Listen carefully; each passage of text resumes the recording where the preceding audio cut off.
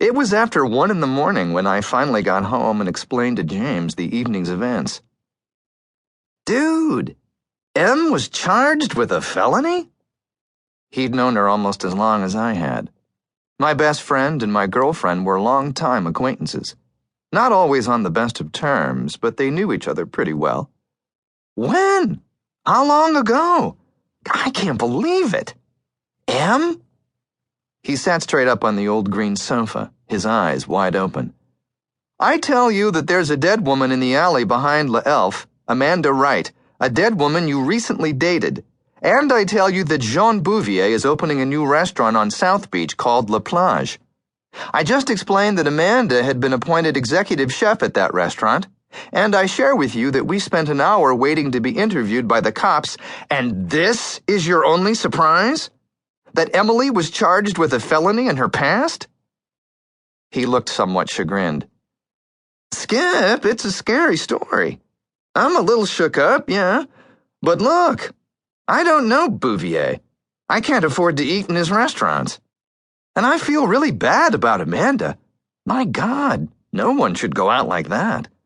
I mean, it was months ago, and she was a nice girl, but I don't really have any feelings about her, you know? I mean, she was... He paused, searching for the right word. She was out there. A little weird, a little clingy, emotional, needy. Yes, I'm a little bummed, but then you tell me about M? I know the lady. Emily being charged is hard to get my head around. That's big news, pal. What was the felony? She didn't say. I hadn't pushed it any harder. She sounded very protective about that part of her life. Actually, she wouldn't say. Once she gave me the outline of the story, she shut down. Wow, it's a big revelation. She's starting to share the dark side of her life, amigo. Maybe a ring is in order? He gave me a big-toothed, nervous smile and brushed the hair from his face. Charming as ever.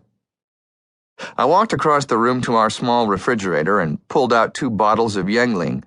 Tossed one to James. I threw myself into the threadbare recliner with the broken handle. The chair remained permanently frozen in the reclining position. Amanda Wright.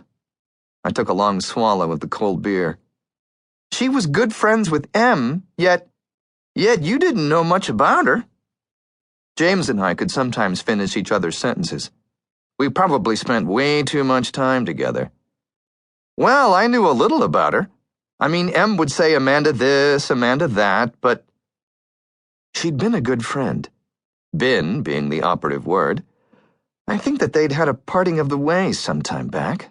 Some argument, disagreement or something, but recently she'd fixed James up with the girl, and judging by what had happened tonight, M still had feelings for Amanda. Apparently, very strong feelings. When she dropped me off at my crappy apartment in Carroll City, before she drove back to her 23rd-story condo overlooking Biscayne Bay, she'd once again warned me against bringing up the felony charges. Pretend I never mentioned it, Skip. Giving me a cold, hard look, she peeled away in her sleek sports car without so much as a goodnight kiss. Dude! James was concentrating on the murder. I haven't seen Amanda in a couple or 3 months. Hell, when was the last time we went out? I seriously can't remember. Didn't even know she was working at La Elf. You know, I picked her up and we went to a movie the first time. She was a knockout. Great face, body, but all she wanted to do was hold hands all through the flick. I mean, I believe in intimacy, but... He paused for a moment as if the brutality of the crime had just hit him. Stabbed, you said? Multiple times in the stomach and lower abdomen. Somebody didn't like the beef bourguignon. I didn't know if he was trying to be funny or mask his shock.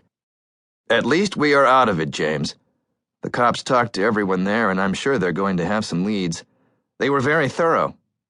And, James, what exactly is a sous chef? Come on, you should know that. You've watched enough of the Food Channel with me. A sous chef is a backup.